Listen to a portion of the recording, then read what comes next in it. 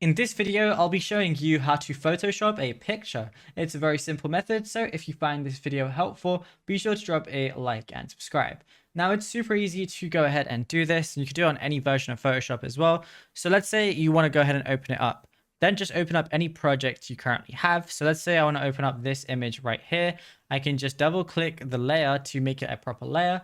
And then over here, you're going to be able to edit it with basically anything.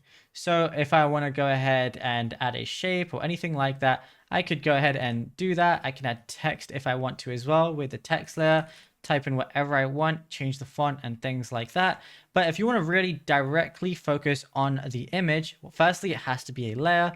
Secondly, what you can do is go over to image on the very top, go to adjustments. There's going to be a lot of different options here. So if I want to change the brightness and contrast, I could go ahead and do that. Change the brightness of contrast of literally whatever you want. So I'll just go ahead and press OK there. Then I can also do like auto adjustments, so like auto color. And then I could also go ahead and do auto contrast and auto tone as well. So make it look quite nice and vibrant. And then I can also, there's honestly so many different things you can go ahead and do. So for example, I want to make it black and white. I could go ahead and do that as well.